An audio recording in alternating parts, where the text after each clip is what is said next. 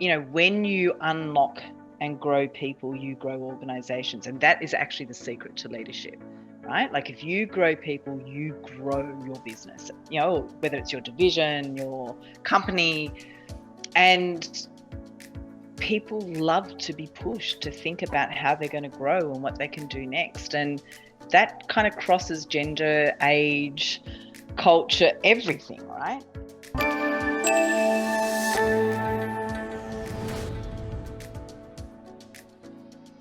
Hi everyone, my name is Ellen Yuan and you are listening to the PDF podcast, the Professional Development Forum, or PDF for short.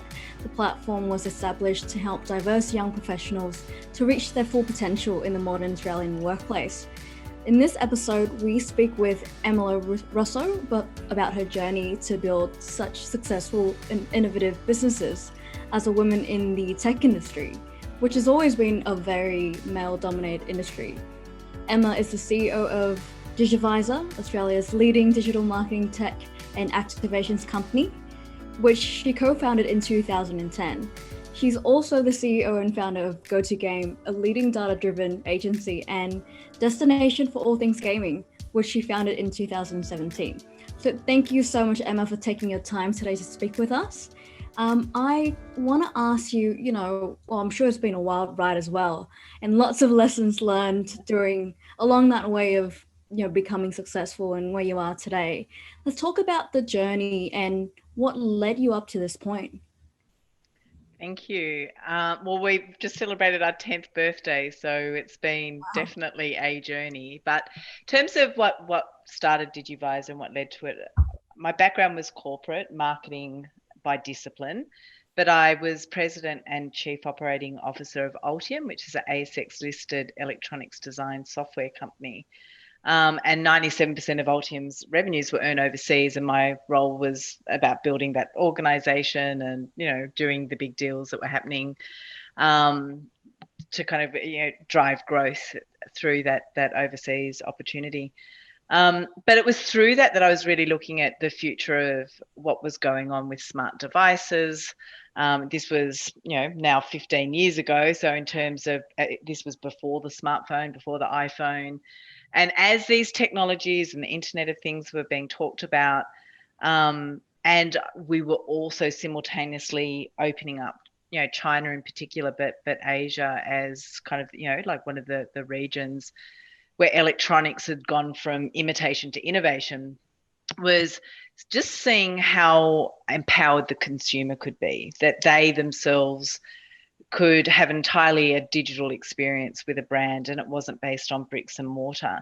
And, as time was going on and, the phone started to, iPhone got launched, I'd arrive in, plane would arrive in China or elsewhere in Asia, and everyone would pull out their smartphones and start already engaging, communicating, being in forums larger than the population of Australia, actually already doing e-commerce or m-commerce.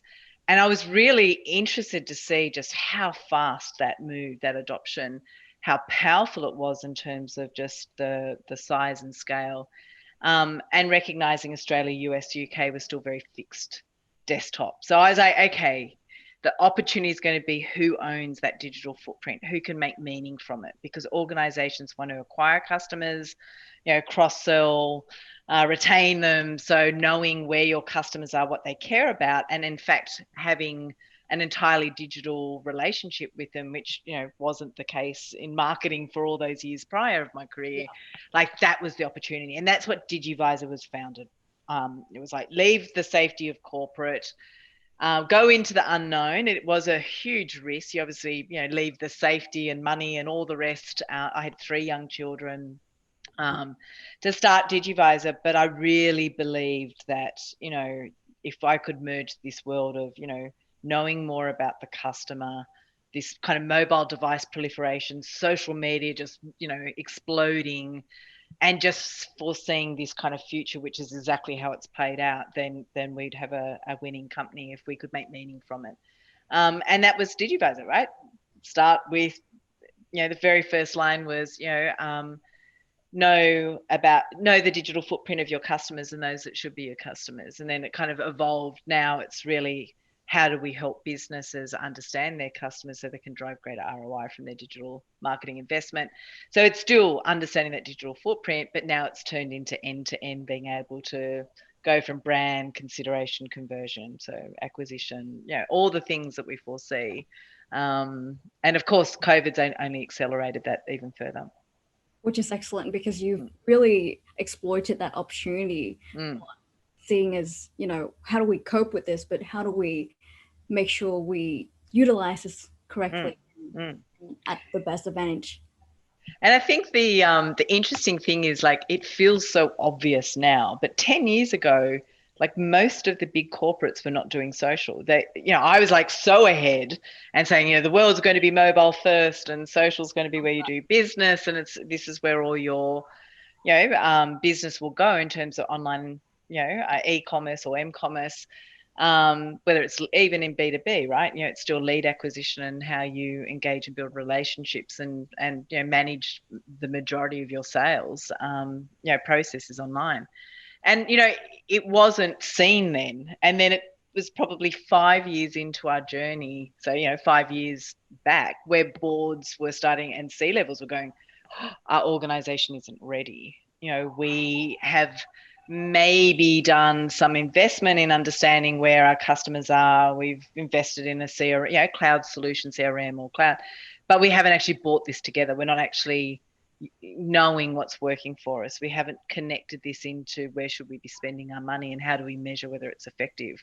And of course, we'd already been playing in this space for so long. So yeah, it was it's been a good time, like you said, to foresee it and back it and get through that kind of harder time when no one sees the future in the same way that you do.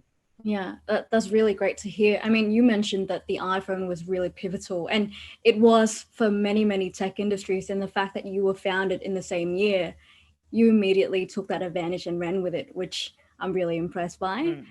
Speaking of some of the stuff you mentioned, risk, that's a massive portion of what you got yourself into. And so the idea of that is really daunting for especially young people and even anyone with a business idea. And to get that started, you just kind of get yourself thinking into, what if this happens? What if that happens? What are some of the things that you bump into when you started your business, and how did you overcome them? So I think the first thing, I mean, I was later, I guess, to the entrepreneurial life. I'd had a very successful corporate career, so I did have, we owned a home, and we had some investments, and I was able to fund the early years. So you risk losing a lot. There's plenty of entrepreneurs who don't have that to lose, so they've got everything to gain, and that keeps them hungry. Whereas I guess I didn't want to lose what I'd built previously, but I was comfortable enough that I wasn't worrying about how I was going to feed myself or my family. Like, to a certain degree, that had been taken care of. I felt it was like a risk from a reputation. It certainly was a safe path of very good earnings, staying corporate versus doing this and then seeing whether you can do it, and you don't know. But we in between the decision of corporate and starting Digivizer, I actually packed up our kids and my husband. We went around Australia in a Winnebago, and it was, beautiful and the most amazing experience. But in reality, I was like, we don't need a lot to be happy. So I can risk everything. And in fact, my sense of self and satisfaction, what gives me really, my joy, is not the things that are tied to job title and money and the big house and the infrastructure that goes in it. It's actually pretty simple. And I think that was very good for me to know at the back of my head that if everything failed, I wasn't actually going to break my family or my happiness. Like, it was going to, I'd have an ego bruising, but I wouldn't actually kind of touch that piece. Yeah. So that helped. I think in reality, risk is there and it makes you hungry. It's more about like how resilient you are and how flexible and adaptable you are to the fact that no one can predict the future, right? If everyone could predict the future, there'd be very happy investors and more successful people. It's more, how driven are you by your vision, and how prepared are you to continuously kind of test, adapt, learn, pivot if you need to, and not see it as failure, see it as part of the, like, this is the journey to win. that in fact the strategy or your strategic muscle becomes the biggest thing that you have, because it's just how do you play to win in the most simple form. That's what strategy is. And so if you really are pursuing something hard, that's really the question you've got to come back to all the time, is like, is what I'm doing today the best path to get me to where I want to get to? And what are all the factors that I need to move? Which levers do I have? Which ones are working for me? Which ones aren't? Any assumptions that I may have made, have they changed? And they were continuously changing. But I think, I tied my motivator, or the thing that I really dug deep around that resilience and bloody minded kind of approach, was I just wanted to prove that it was possible, that this existed, and that my smarts that I'd been commended and earned lots of acknowledgement and recognition and promotion, money, and all the awards, all the bit that I had done in the corporate career, like, did that actually mean I was an entrepreneur? Did that actually mean I was innovative? Did that actually mean I was a leader that could create something from nothing and lead people when things are challenging forward? And I really wanted to prove to myself that that was me, and that kept me going, even though some of those challenges were quite difficult. Even just listening to that, I'm also a girl in tech and very junior, very new. It really inspires, I'm sure, other women and men as well, to really just start something and not dwell too much, thinking about what could go wrong. But rather than just doing that, then just, let go and reflect constantly, adapt. Yeah. And I think the other part to that, and I'm going to just, I guess, comment on the young thing, because I see this a lot, is people really worry about what other people think. I think you can't do it for them. Like, there's no, my accountant, my husband, my family, no one could understand why I wanted to leave, the heights of corporate. And, I was leading an ASX listed company to go do my own thing, where I was risking everything. But I didn't do it for them. I did it for me, and I did it because I saw this opportunity, and I really believed that this was the one that I'd really test and stretch and prove whether I was smart enough, or had what it took. And I didn't feel like I was getting that stretch or learning elsewhere, so I just did it for me. And that meant I could ignore all that noise of what if, and you could be, and why are you doing that? Like, it's like I wasn't doing it for them. I was doing it to prove a point. It's a really special message you've got there. I'll go ahead and touch on all the leadership conversation, which I'd love to get to. But one thing I wanted to ask, I mean, at Digivizer, I know you guys have quite a number of big customers to reference, as well as not just in Australia, but also across the globe, which is really cool. How did you manage to scale your business that way? And what's your advice there in scaling? Yeah. I mean, 60% of our revenues today are earned overseas. So I'm proud of that. But I knew right from the outset I wanted to be a global company. Like Australia, we've got 0.33% of the world's population. So I never believed like I would feel successful if all I could do was create a successful Australian company serving Australians. I wanted to be a successful Australian-based company that was serving the world. And where innovation, like 60% of the population is in Asia. So why wouldn't I want to very quickly get into Asia and ride the fact, because that's where the fastest growth has been, where, there really is no kind of, history based on brands of bricks and mortar, and it was all kind of a physical experience. Digital can win, particularly when money started going online. And the marketplaces that developed and the innovations that were happening there, I was just like, this is where I wanted to be. So how to scale, think global from your outset, which means like, how can you hire people, serve people, understand the countries that you're going into. I'm a very big believer in making it personal. So go to the countries that you want to open up. Understand what the drivers are, build those relationships, those partners, hire the best people you can in those countries, because a lot of it, you still need that relationship, at least an anchor point, so they can champion and Asia still has a strong relationship in.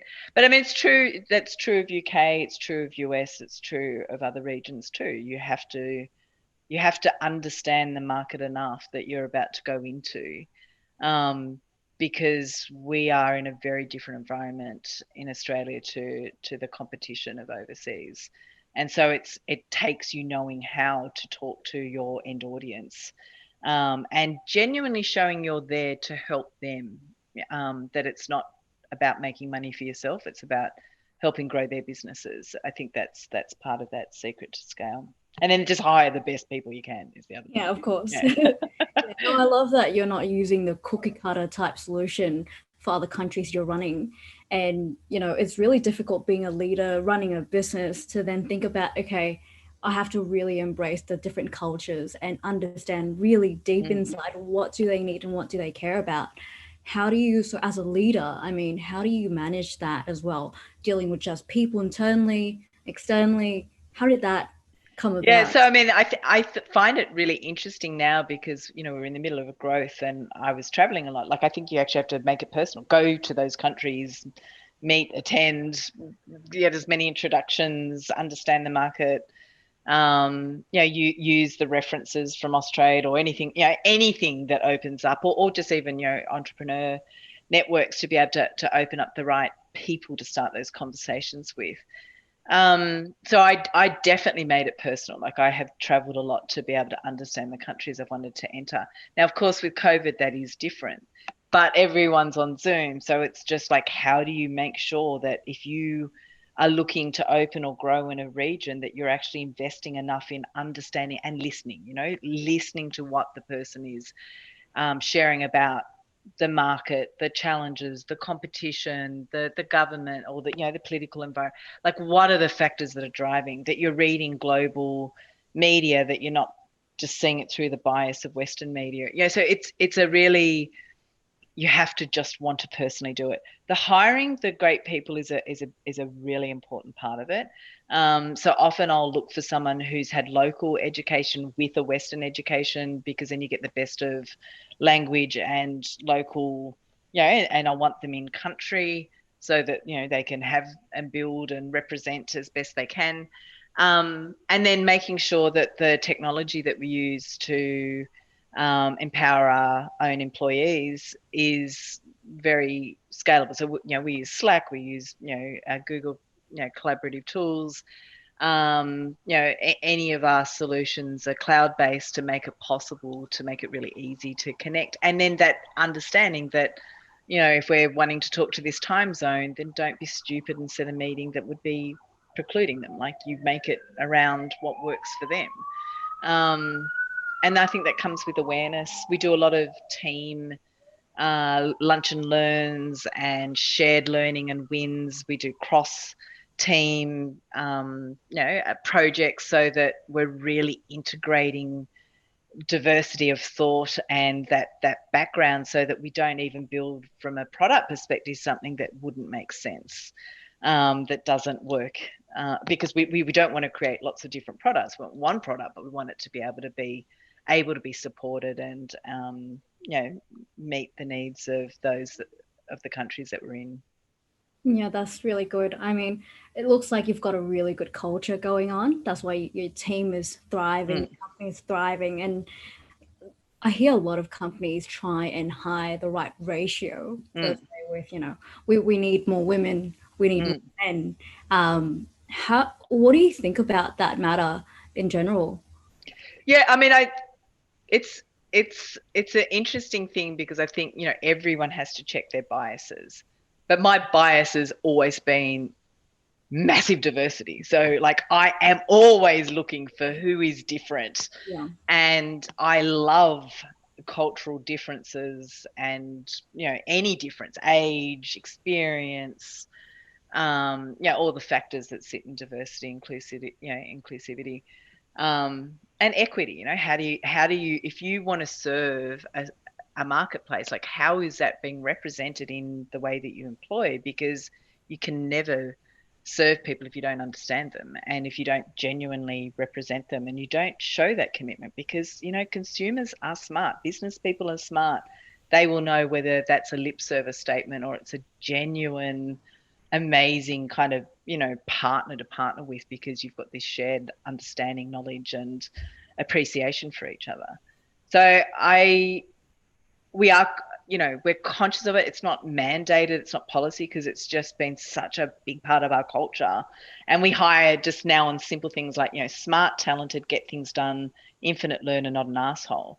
And so it strips away, what jobs do they need to have, or where do they need to live, or what do they look like? It's not a boys' school or a girls' school referral. It's like, who can show this? And it's always those that in a way have come from something more interesting in their background that brings greater kind of innovation, resilience, perspective, that they might have had to have creatively, and sometimes, through really challenging situations that they've experienced, but they just bring so much. So that to me is attractive. That's what we look for. Yeah, that's really good to hear. And it's really inspiring for myself to be hearing any of this, as well as any other women or men listening to. And a lot of people need that boost of confidence to step outside of our comfort zone as well. I mean, you're really successful. How did you reach to your level of success, given the gender gap in the tech industry, especially among leadership, and especially when you started? I just refused to measure myself by anyone other than who I thought was the best. And I genuinely believed like I had a chance. And so I didn't focus on what were the barriers or who did I see. It was like, what can I learn and how much value can I bring to every situation? And you quickly learn, like I started, my first kind of, 5 years of career was at Macquarie Bank. And you very quickly learn, like, if you know how to drive value for an organization, if you can make money, especially if you're, like there's two kind of, types of people in organizations, those that make the money and those that save the money. And my view is there's a lot more people who can save money than there are make money. And my view was like, if I just keep coming back to what is the opportunity, how can I help businesses grow, how can everything I do drive the greatest amount of value, then I will always have a voice and a seat at the table. And I never allowed it to be anything but. But, it's value. It was always like, what was I bringing into that situation? I think, I'm the eldest of 4 children. I, was school captain, youth of the year. I won a public speaking scholarship. But I think it's not that meant that I was good at what I did. I think it was, I've always pushed myself to be in risky situations. And like everything, like risk brings reward, or with change, there's always opportunity. And I think if your mindset is one to just put yourself out there, because failure is actually not that painful, especially the mind, the power of rationalization. You can always move usually before you fail. And people get paralyzed because they fear the worst outcome. And so they don't do what they think they should. They know what the right thing is. They know what they could do, but somehow they're held back by the fear of failure. And, just that's probably the most limiting factor. People limit themselves. Like that's really growth for everybody is stopped by their own limitation and what lid they put on themselves. But often it's just they won't go to what that worst state is in their mind. They fight it, and they fight it, and they fear it. When the reality is most people will actually thrive in any change situation that they're thrown into, any unknown that they couldn't have foreseen. Like we're very good as a human race to kind of come out the other side. So I think once you practice that, you just get better at it. And so then you act fearless and you refuse to see barriers. Yeah, that's really good to hear. I feel like I hear a lot of people say that women are way more conservative than men, because men, say for example, we've got a sales forecast final year-end evaluation thing every year, and when you sit down and the managers talk to you, it seems like all the men have all these higher forecasts, and they're really confident about the next year, and they think that they've done 10 out of 10. Whereas with the women, they always think a little bit that they're a bit more humble about themselves, even though they've probably done more or the same, or that they're just not really. Do you think that is not them not recognizing what they've done well, or is it that they're just too conservative? They want to not downplay but be too humble about the situation? Yeah, look, I really think it's an embedded kind of cultural thing. What you see, you can't be what you can't see, because I actually don't think there's really any reason for it other than conditioning. And so the best way to break that is to have the voice that you want, and to be led or to get coached or mentored by people who will not allow you to have that view of yourself. Because it's just a confidence thing, right? It's a bravado thing. Like, people won't get, like, if you don't ask, you won't get. And the worst that can happen if you ask is no. But you're no worse off than if you didn't ask, right? Like, if you don't ask and you don't get, that's still no. Or you can ask, and there's a much greater chance that you hear yes. And so then it's just building that muscle, and refusing to accept or to see those differences and accept them. Because actually, what I have found is that people respect intelligence, people respect people who respect them, people respect genuine partners, and no one can argue if you're helping drive success for everyone. No one can argue with that. So if you start from that premise, it shouldn't be about me measuring against you. Do you know what I mean? Like which some people come back to, or give power away because this person looks like they've got more experience, or because they might be more of an extrovert, or because they've got 3 years or 5 years more tenure or something. Do you know what I mean? It's how do you position and build your muscle of influence and your confidence to talk around the right things. Yeah, because I feel like maybe a lot of those things are inside one's head. They may feel like, not a lot of girls speak up, therefore I feel scared to be speaking up because I don't see a lot of women or girls speaking up. So I think just training, and it's all conditioning, as you mentioned, which is really nice. But like, businesses are pretty smart, right? If you are as valuable or more valuable than anyone else, they won't want to risk you going. And so, you do need to be your own champion. You do need to make sure that you're articulating, your value, because it will be recognized, right? The only reason why this pay gap and everything else is out there is because we've allowed it to happen. Because if you're as valuable or more valuable, and you actually use that as your lever because you're talking value and what your worth is, or you're willing to take the risk to continue to grow through, changing where you end up, is you'll earn it because you've asked for it and you deserve it. But if you think it's going to come because of gender or anything, it won't. It's got to come from the value and the value discussion. That's really powerful, because you said that, you allowed it to happen, not that, it just came and it's the environment, it's the industry, but you yourself have to speak up and voice that out, which is really important. I mean, can I just go back to maybe during your corporate life and when you started your career, do you feel like as a woman you had to work a lot harder to prove yourself? Do you think that was by any... Yeah, I mean, if you said to me, did I work harder than anyone else? I would say yes, right? Did I do that to prove myself over anyone else? No, I didn't, right? Like, I have been driven to be the most valuable person always in the organization, because I would always, what does this organization value? What are they trying to achieve? What can I do to help make that happen? I never wanted position descriptions, conversation.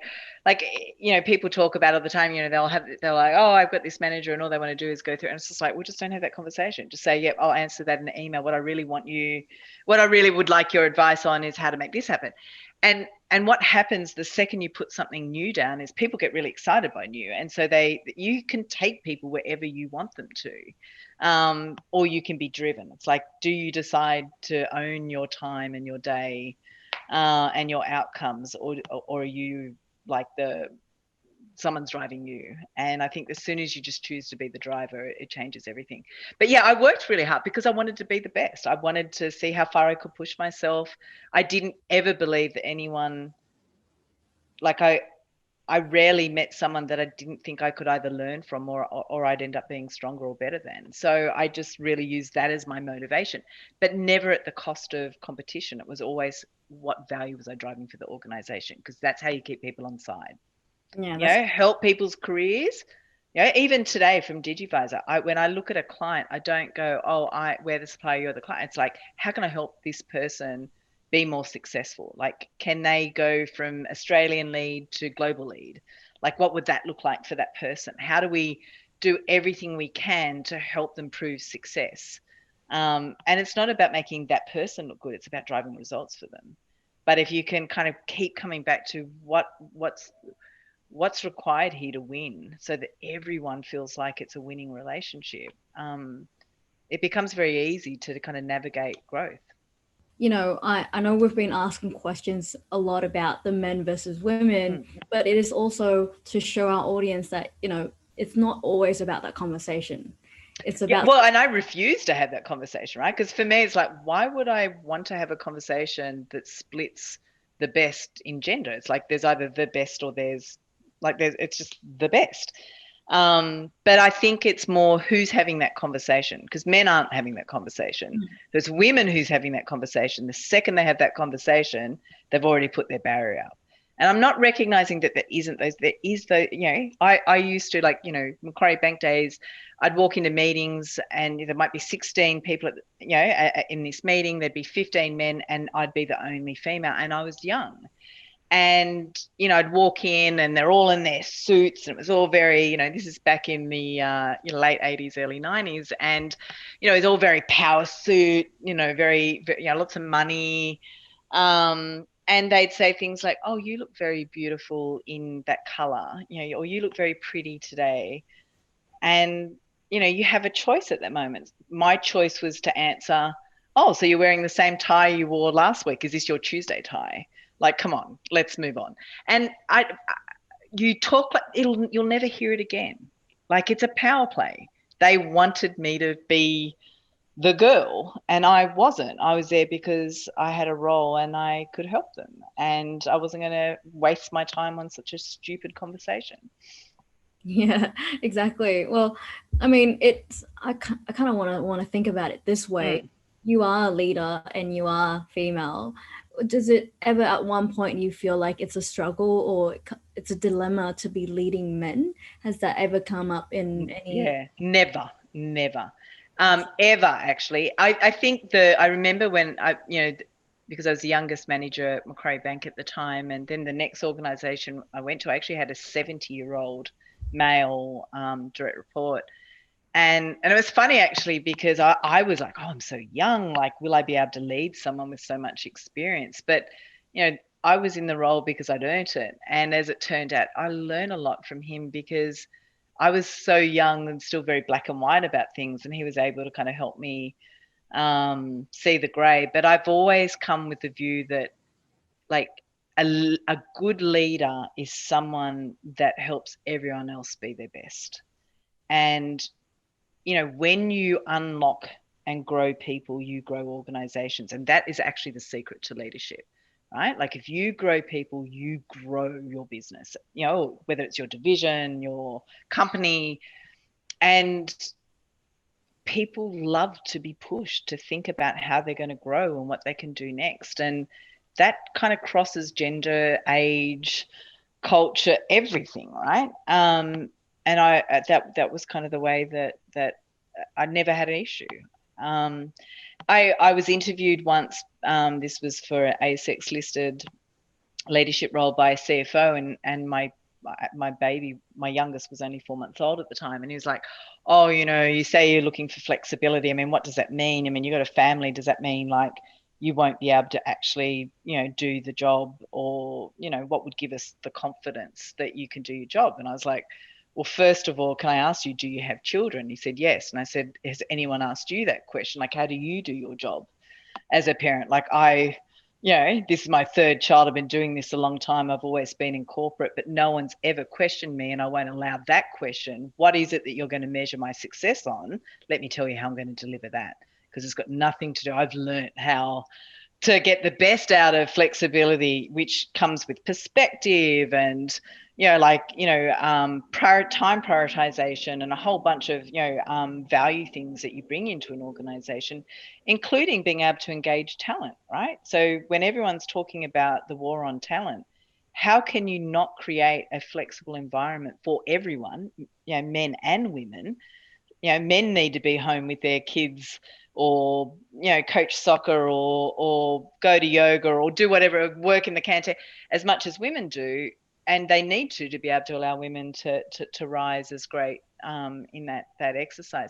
So what I did learn as a female leader was, I thought initially I didn't need to champion it, and now I always champion the decisions that I make and why this is important for everyone. Flexibility, outcomes focus, leadership. It doesn't matter where you work from, how you work, like what is this person, how are they delivering value, and celebrating success and showing how people do that, even if they're not fixed to a desk. And because I think that thinking's old thinking, that's not going to go forward. And that gives the space for women to lead. And the other thing which I do, which is male and female, but probably it turns out you do more with women, is when they'll apologize, they'll start off going, look, I'm sorry, and it's like, what are you sorry for? Like, you're a gun. Like, we're here to talk about X. Let's just go to that.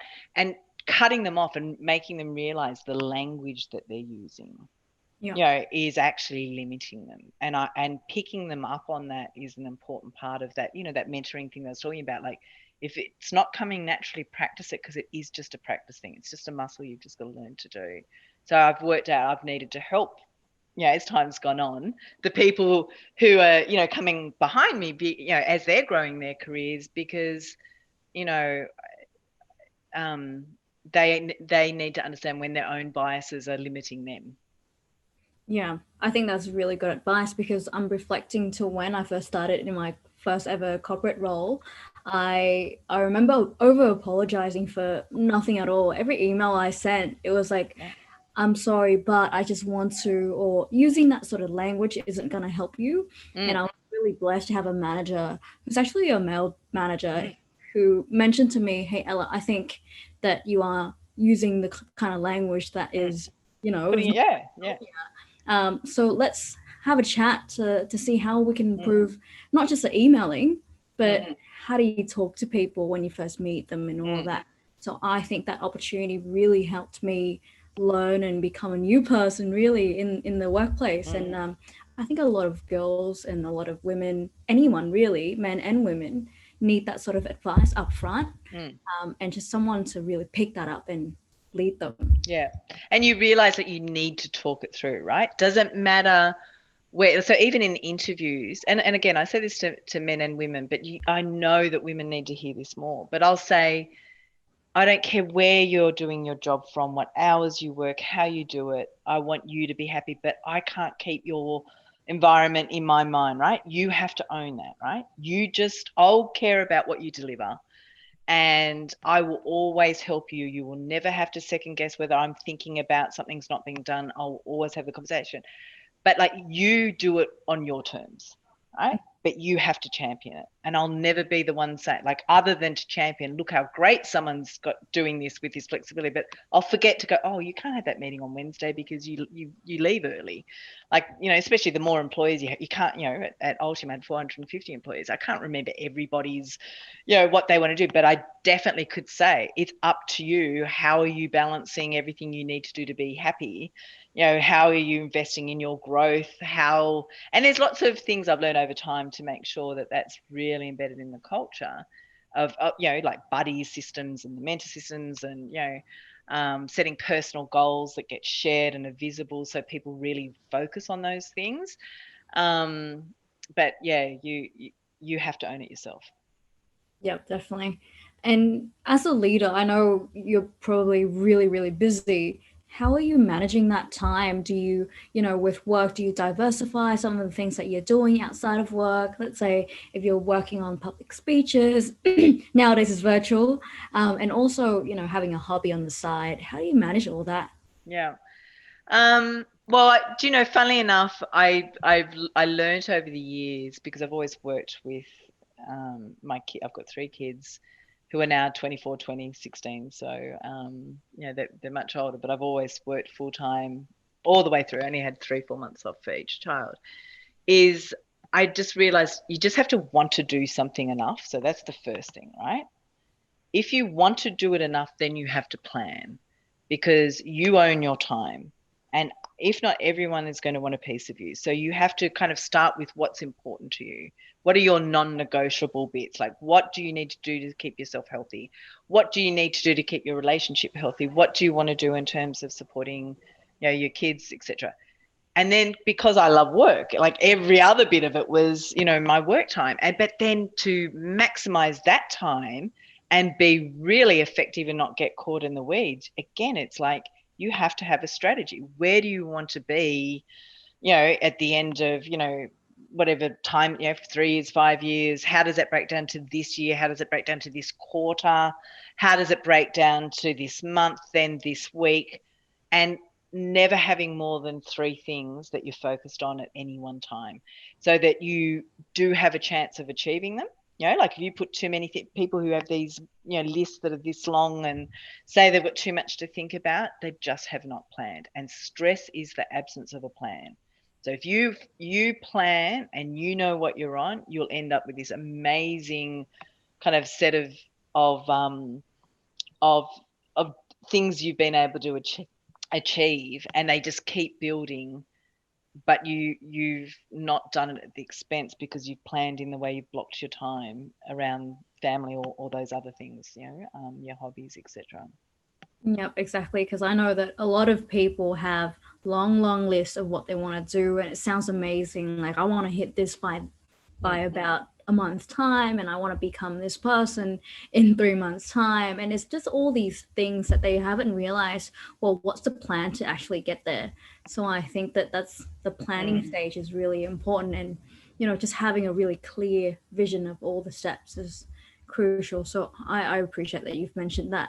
And the other thing is, again, young women like me, someone who's just stepped into the tech industry, can be really overwhelming. And so, again, what is your advice or key advice here for people like us entering a male-dominated profession? So the first thing is, don't think about it being a male-dominated profession, right?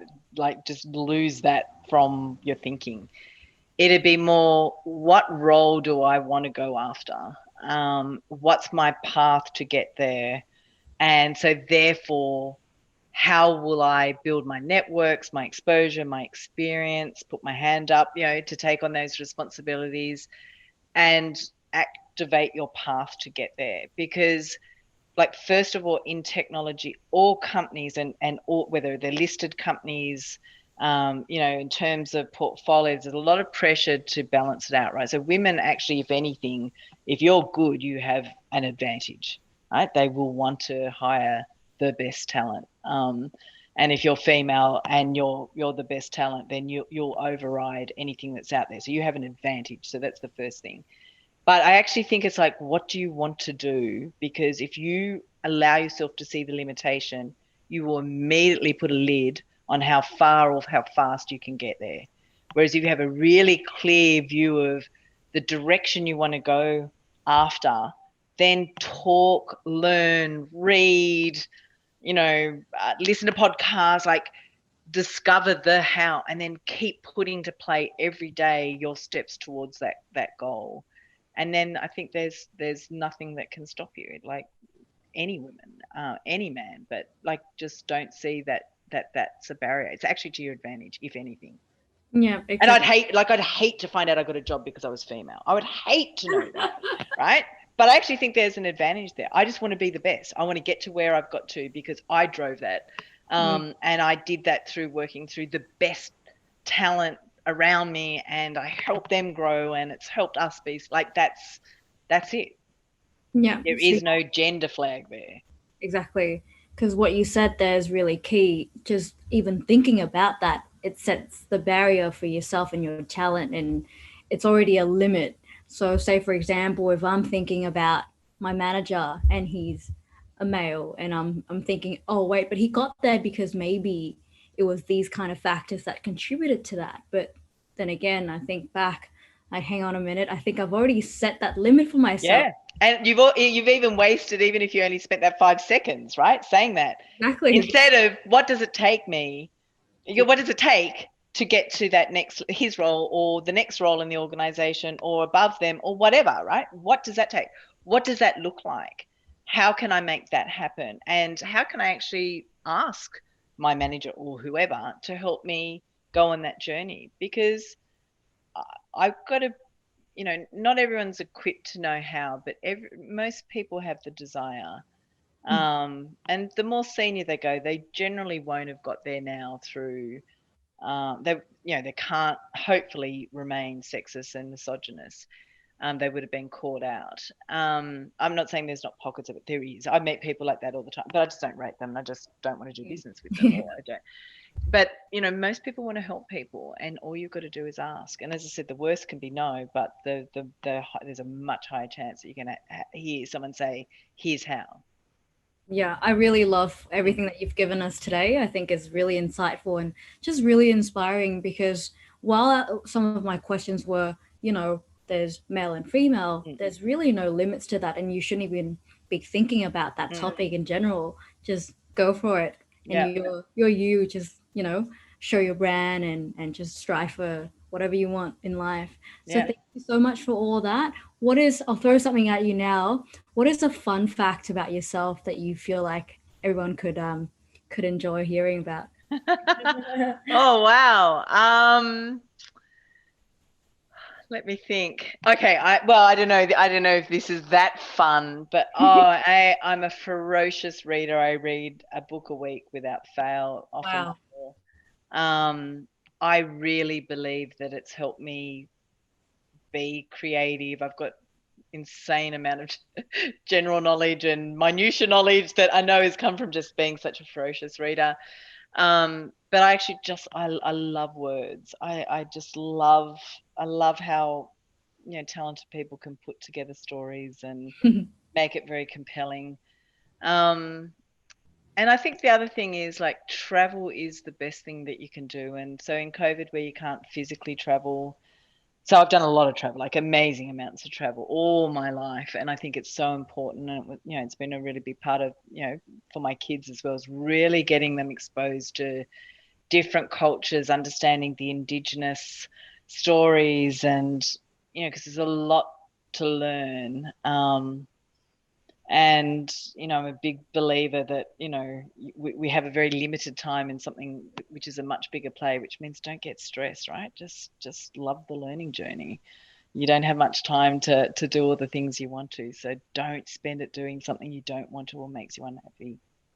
Yeah, that's really good. That's really cool that you like reading books. What's your favorite read at the moment? uh, um So, I mean, I love historical fiction. And the reason why I do that is because I think I read so much technology, futuristic, and podcast. It's all about what's happening in the future. But then my mind's so switched on, I would never sleep. So I've got to read historical fiction. But I think there's so much to be learnt and gained in unpacking stories of the reality of situations. And I'll go deep. It'll be Russian literature, and then I'll go into Chinese literature. But I just feel like I just learn so much. So that's my genre of choice. Yeah, that's really interesting. Well, thank you so much for today, and thank you everyone for listening. I hope you got the key message there from Emma. I think it's really inspiring once again and motivational as well. Thank you so much. Oh, my pleasure. Thank you for having me. Yeah, thank you.